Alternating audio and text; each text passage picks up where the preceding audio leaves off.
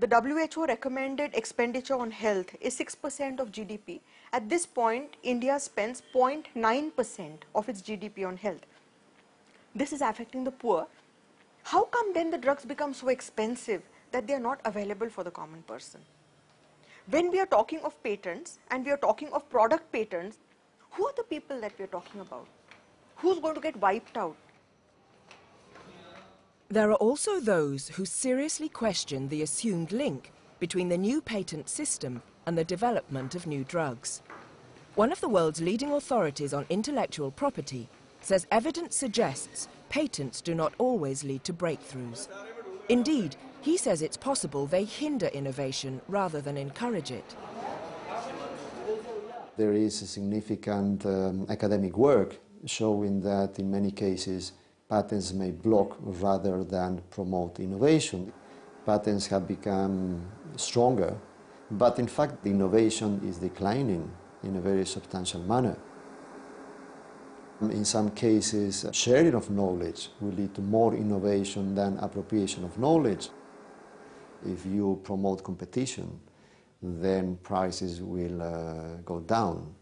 If you restrict competition on the basis of a patent system, then you have a problem.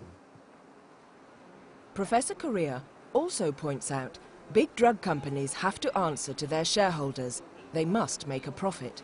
And that usually means working on drugs people want and can afford. Clearly, investment by multinational companies in research and development is focused on diseases that affect the rich people.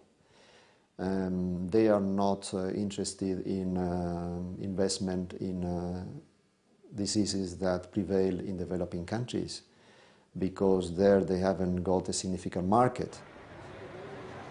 What concerns senior health experts is that the change in the drug patent law could have a serious impact on India's ability to deliver on the Millennium Development Goals.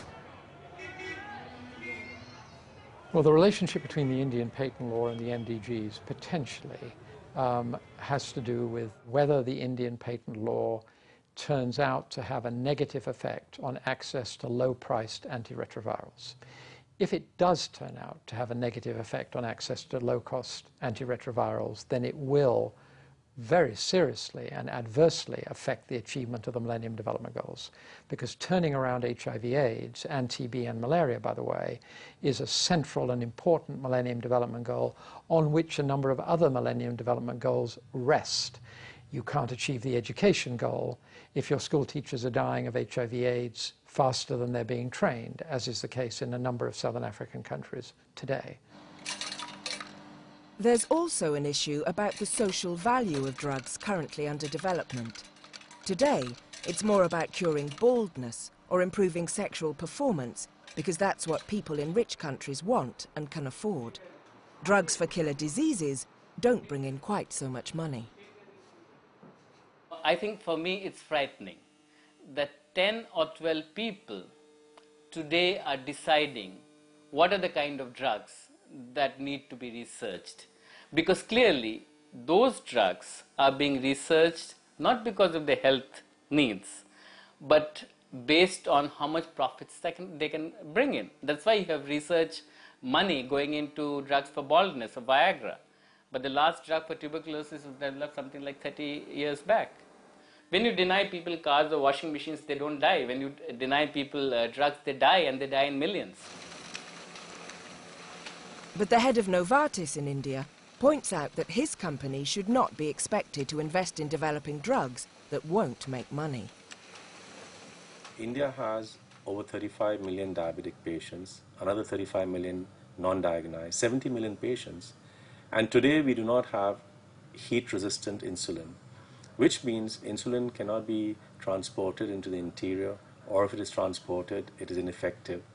So there has to be encouragement to do some research to make heat insulin. Now, if this is not being rewarded or it's not patentable, nobody will go in that direction, because innovation has to be rewarded. But regardless of business plans and making profits, India is now going to need affordable drugs like never before. Will they get them? Please understand what is the disease pattern in India today. There are 80 million cardiac cases, 110 million mental health cases, 60 million diabetics, 50 million asthmatics, 50 million hepatitis B cases. 1 in 3 Indians has got latent TB.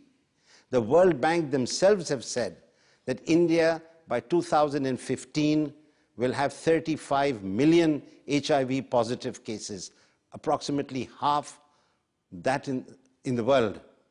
Do you sincerely believe that we can afford a monopoly?